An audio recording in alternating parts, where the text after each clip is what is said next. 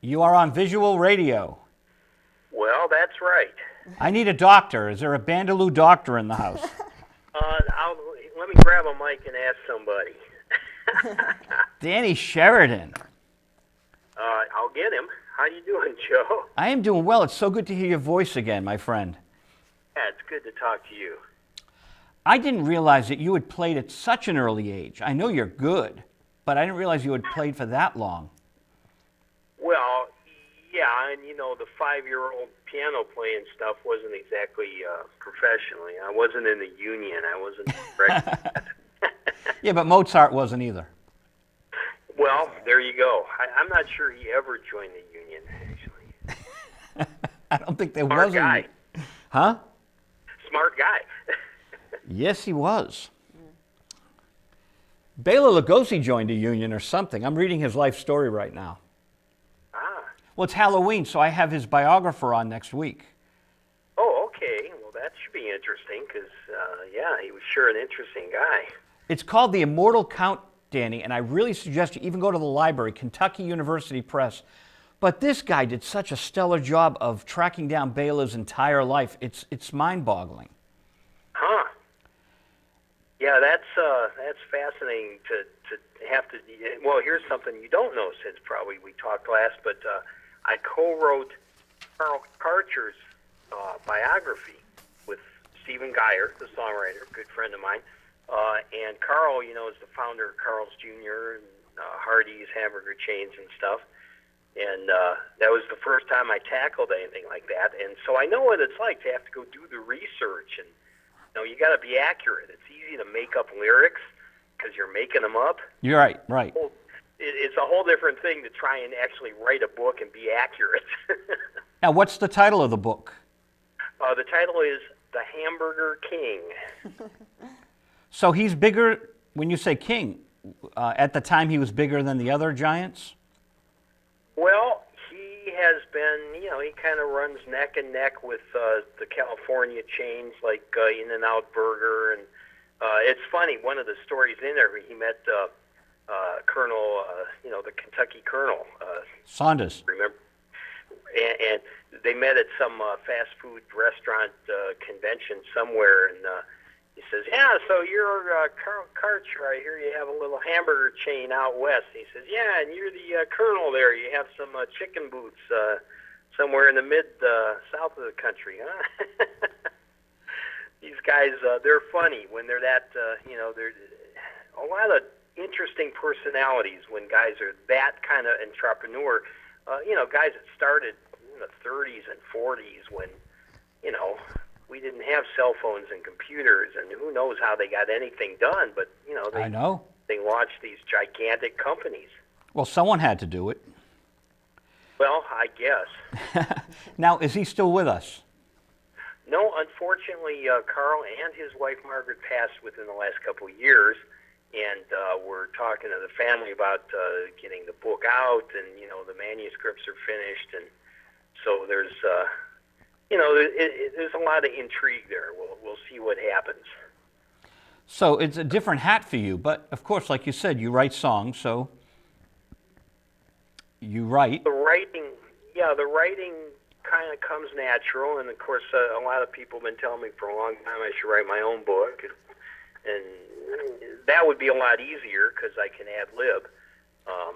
And it doesn't have to be so formal. This is a captain of industry, so you really have to get it right. A lot of people involved. There's facts and figures, and now Stephen Geyer, you probably know Stephen. He wrote "Believe It or Not." Oh, we're gonna have to pay a royalty on that. He wrote a lot of hits. Stephen's a really fine guitar player, songwriter, and he had a little more writing experience than me.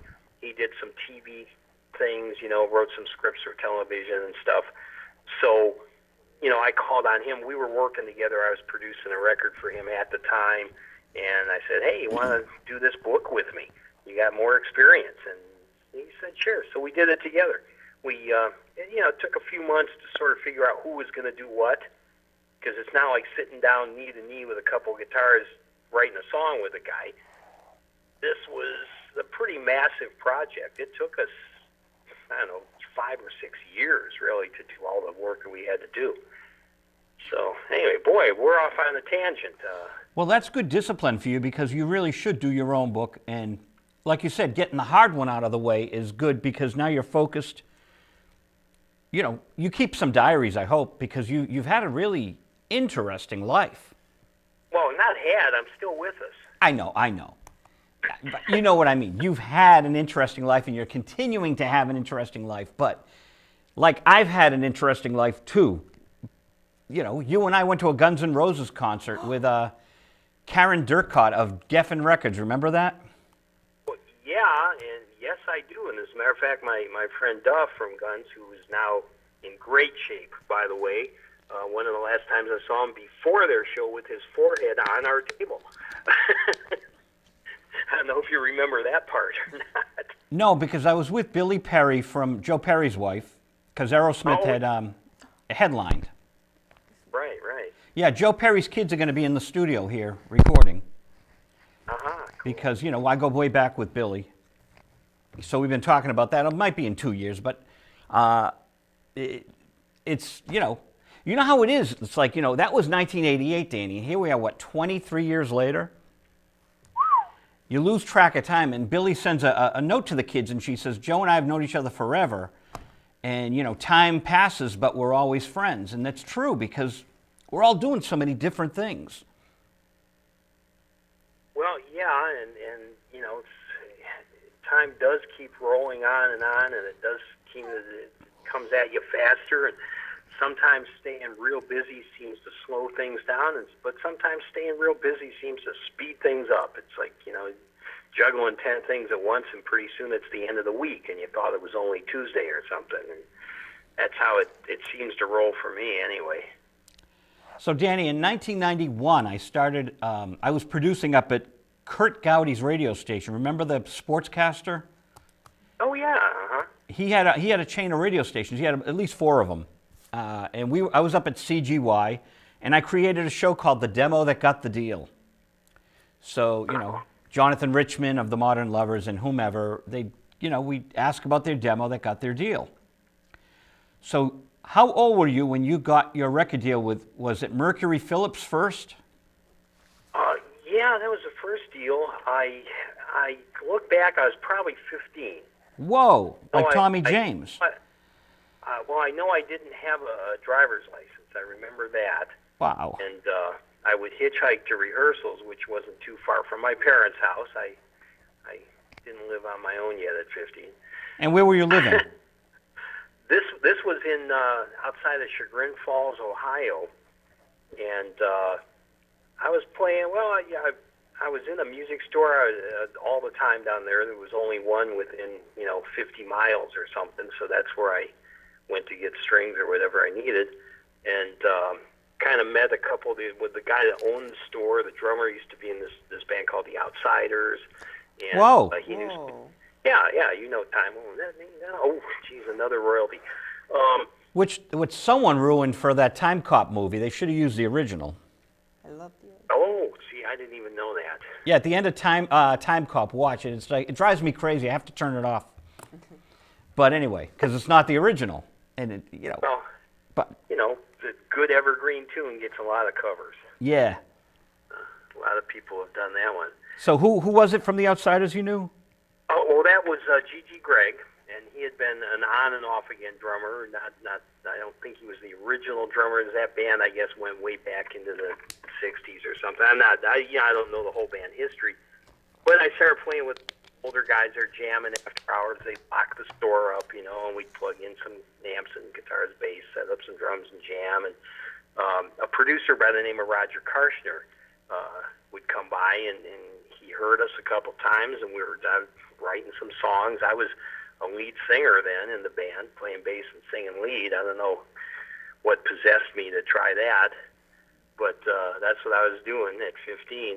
And he was producing some other people, this and that, and the older guy more tuned into the industry and took us in the studio, and we got a deal with Mercury Phillips, and it was a great experience for me. I did my first TV shows and got my little first taste of being out on the road and kind of touring with a band and playing some concerts, doing original tunes in concerts and all that at that age. It was great.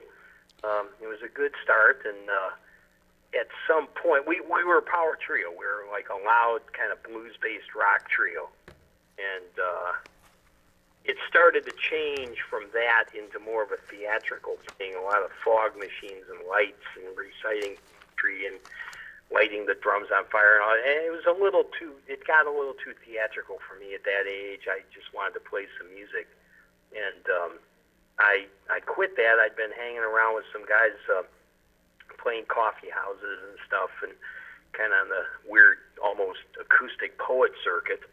And I put together a thing that we ended up calling the Eli Radish Band. So what was the band prior to that?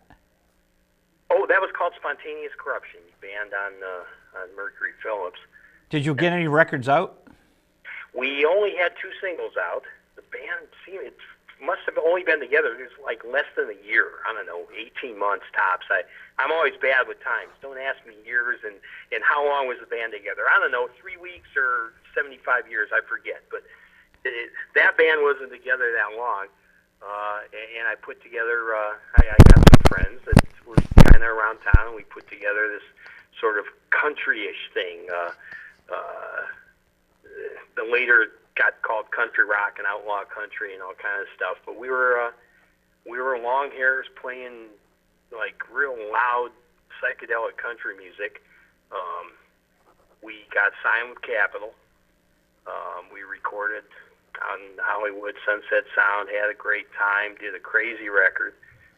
We were very much a protest band. It was the tail end of the Vietnam War then, and we thought we could help end the war, and I don't know if we did or not, but that was where we were headed. That's kind of what we thought we could do, teenagers.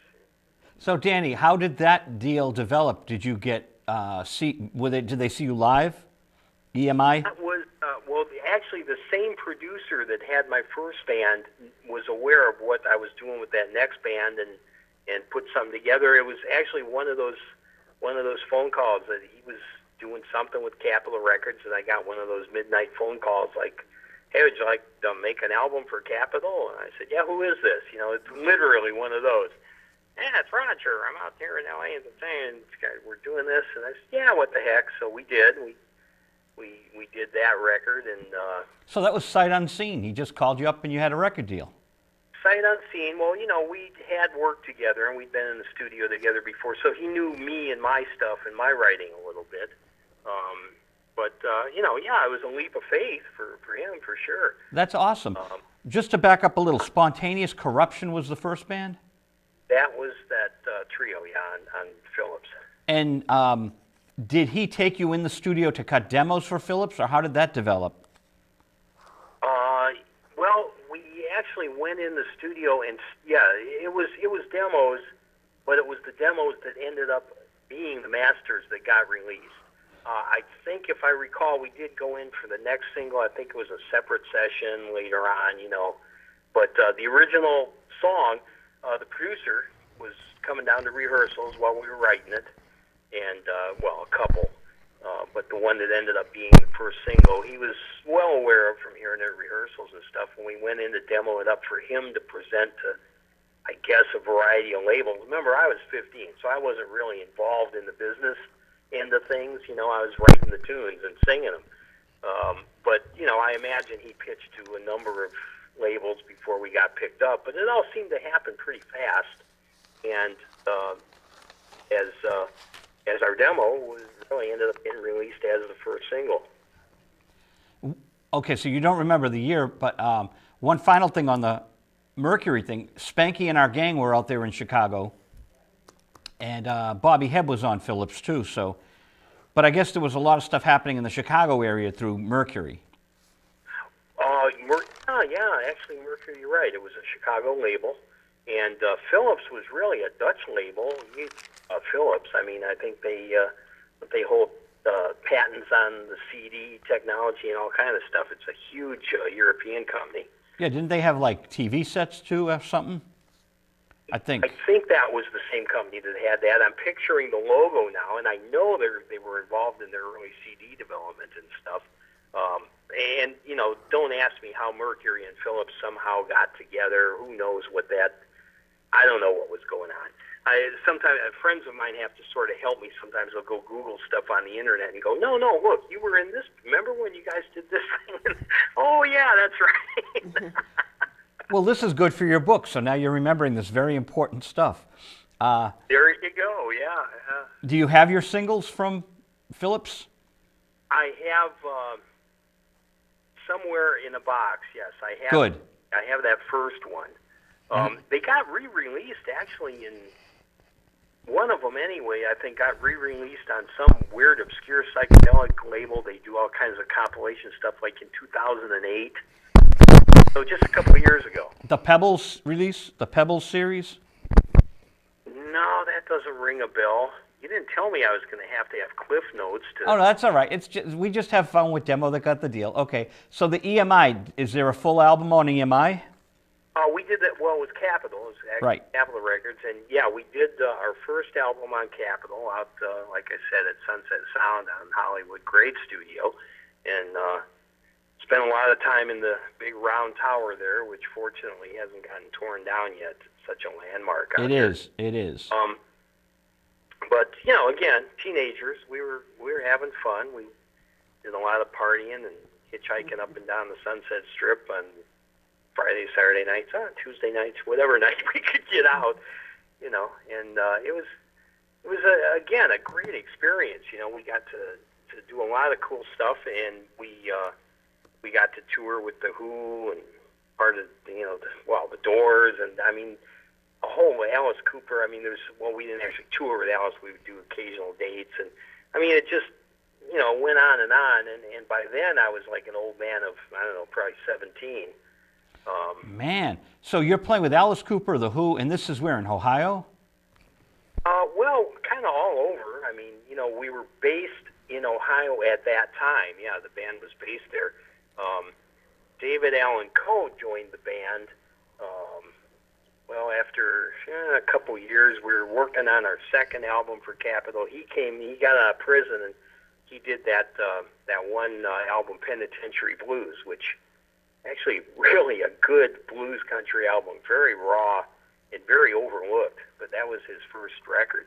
And he came out, he saw us at a show, came out, the promoter introduced us, and we ended up doing some gigs together, and pretty soon, he was, how that started? I remember now how that started. We were doing our shows, David would come up on acoustic and open with his originals, and he was doing some acoustic stuff, and then Eli Radish would come out, we'd do our show for 60 minutes, 90 minutes, whatever it was, and for some reason, I don't know how we started doing it, but instead of an encore, we would call David back up, and we'd blow through half a dozen, 10 or 12 country standards as an encore. Man. Reaching way back, Truck Driving Man, and just, stuff everybody knows. I mean, we never rehearsed the stuff.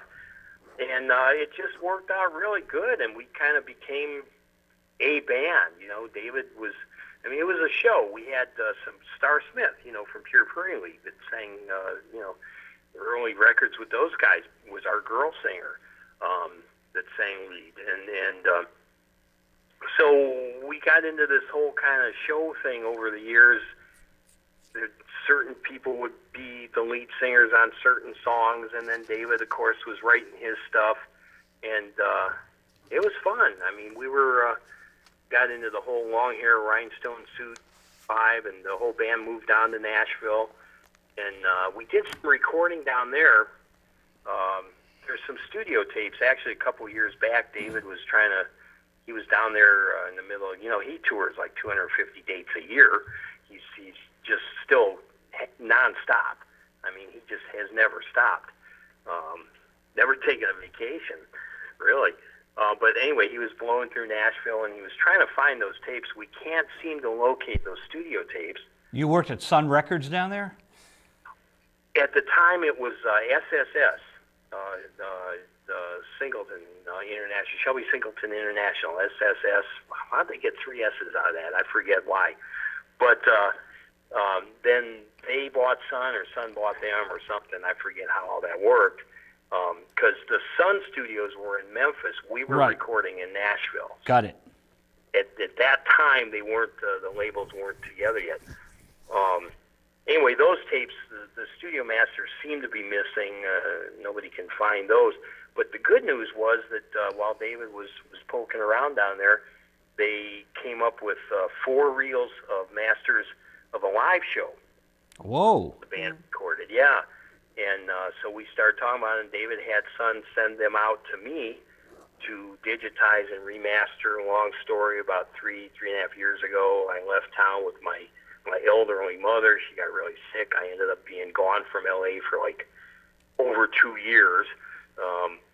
And in the process, I leased out my house in L.A. The business manager said, well, if you don't know when you're coming back, just, the place is vacant. You should do something. And so things got moved out of there, and I wasn't overseeing all this stuff. Anyway, the tapes disappeared until like 2 nights ago. All of a sudden, there they were in the bottom of a box. And so I'm just so happy now that we actually found those tapes. And Sun wanted to release something, if there's enough there for me to go in and digitize and see if I can do a modern mix, do some kind of digital mix on what we did. So if we were sober enough that night, and it sounds like we may have a record coming out, 25 years later on Sun. And maybe if you weren't sober, you still have a record. Well, yeah,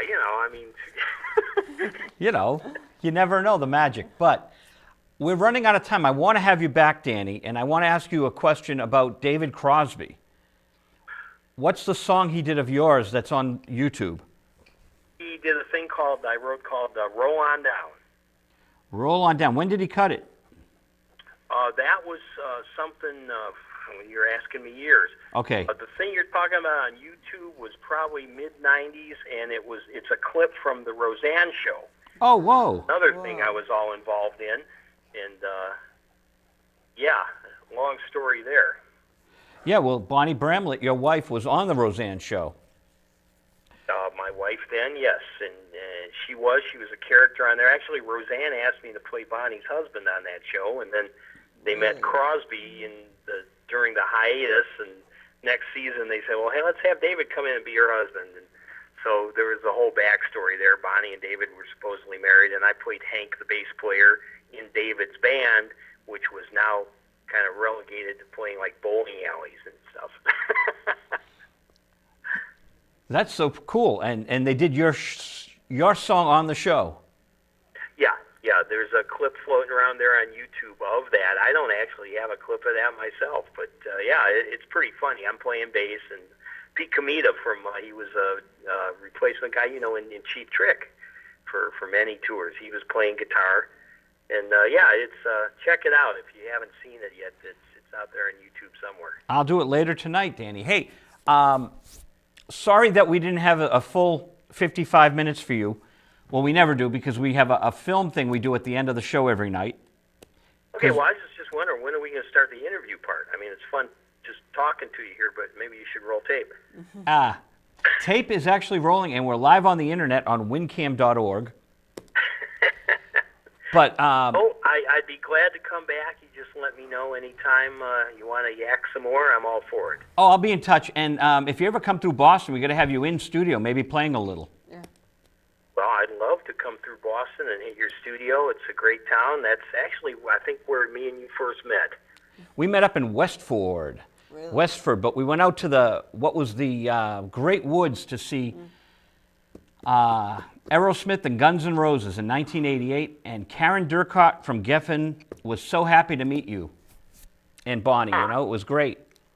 Yeah, that was a fun night. The good old days. But thank you, Danny. We'll be in touch, man. Thanks so much. Okay, man. We'll talk, and I'll see you next time. Yes, sir. Goodbye. Bye-bye. Good night. Awesome guy. Guns N' Roses. Friends of his and Aerosmith friends of mine, Really? so we all went to the show. I always wanted to meet Aerosmith. Errol, you will, because the sons of Aerosmith will be in here, Adrian and Tony Perry. Tony Perry was like 1 month old, and I'm over at Joe Perry's house at like Thanksgiving. And Billy puts her kid on my knee, and it's like this 1-year-old billion-dollar baby. Do not put baby on my knee. I am afraid of dropping baby. You know, and now baby's like 26, 20. What was Dropping baby that worth what $10 million. year was it? Well, it was 1986. Six.